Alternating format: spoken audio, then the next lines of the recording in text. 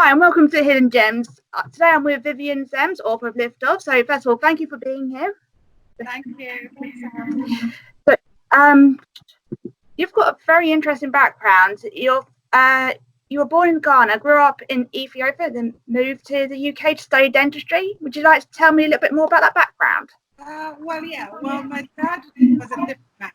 So I was born in Ghana after they'd done a short stint in Russia. When I was 3 years old, I moved to Ethiopia, and that's where I did my primary and secondary school. And then after that, he got posted back to Nigeria because I'm originally Nigerian. Spent about 7 years in Nigeria, and after that came to the UK to complete my studies in dentistry. I'd already started part of it in Nigeria and then finished in Manchester University. So yeah, that is me. So I've never met anyone who studied dentistry. Sorry?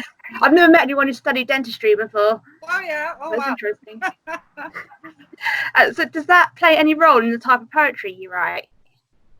I think that there are nuances from all of the cultures. I call each and every one of these places home. Obviously, Ghana, I only left when I was 3, so I don't know much about Ghana at all. But Ethiopia was a really large part of my life. I don't know. My kids say sometimes that it comes through in my poetry sometimes. I think I'm able to draw on a rich collection of memories. And every once in a while, I'll write something. I mean, I've written a poem about eating the Ethiopian national dish, and then I've written also about going to the village with my dad to visit my grandma in Nigeria, and just sitting with her in the garden while she was cooking over a fire. Just little things like that. I think it just, if anything, it's added to me. Thank you. So, what inspired the collection of poems in Lift Off? Oh, Lift Off.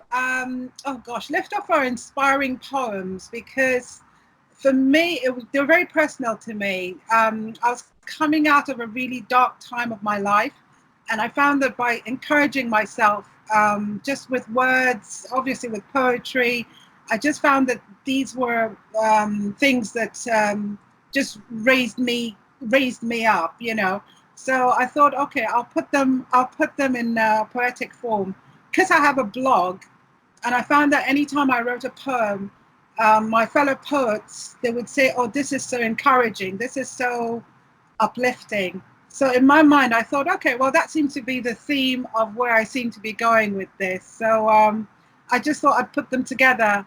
And some of the reviews have been really nice. I mean, somebody wrote a review that just highlighted exactly what I was trying to get across. They said, it was uplifting, and if you've gone through hardships, this is what you need to read. And I thought, oh, well, job done. It worked. I got that when I was reading it too, so it's well done. Thank you. Thank you. So who would you say the book is for?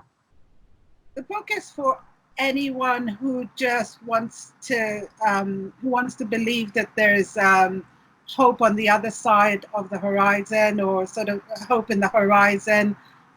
Anyone who's coming out of a valley, they can see that there's more to life. It just makes you feel good. At least I would hope so. Okay. So when I read your book, I was thinking it was the perfect thing to read in January, because that's when everyone's thinking about making changes in their life. Yeah. And set New Year's resolutions. So have you set a New Year's resolution for 2020? I have a whole bunch. I try not to write them down. I used to write them down, and then I'd be gutted when I didn't do half of them. But in general terms, is to be more present, to keep looking forward. And I'm turning 50 next year. I'm turning 50 in January. Wow, happy birthday. Thank you. And I'm really excited because I just find that I've really grown quite a lot. I've come to just embrace all my flaws. I just, for me, I think this is one of the resolutions, is just to love me more and to be able to love others more. I think the more I love myself, the more I'm able to embrace other people. And for me, it's just been a learning curve. So even though I'm turning 50, I'm thinking, okay, I've done half a century. Yeah, but I just feel like I'm only just starting now. So I'm looking forward to it. I don't know if I'm the only one who's excited to be 50 years old. I'm not sure. Age is just a number. That's what I think. Yeah, I just feel that there's room for more growth, obviously, but no New Year resolutions, obviously, to write more poetry. What else? Just to make sure kids are all right, really, and make sure I'm a good parent. Little things like that, but nothing too specific. Yeah, I think it's when people go for very specific resolutions that they fail to follow through with them. Well, exactly. So did you want to read a poem from your book? Okay. Yeah. Hang on a second. Let me have a look. I might have something. Ooh, hang on. Just bear with me. I wanted to read the one called If I Had Known. It's on my phone somewhere. And if I can find it. Yeah, okay, this is it. If I had known that a nest so beautiful needed to be built with broken branches, I would not have cried at the tearing, nor sobbed at the ripping, or despaired at the breaking of the branches of me.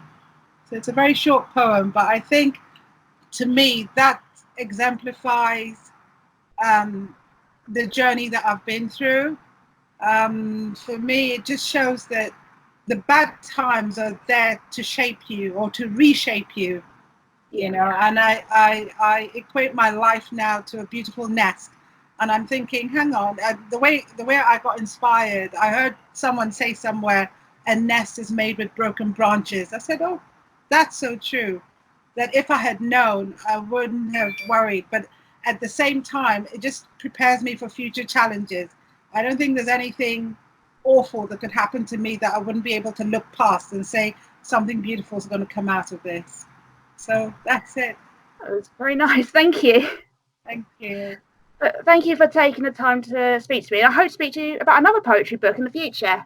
Yes, I'm working on one at the moment called Becoming Ink. So it's just a collection of stuff that I've done over the last couple of years.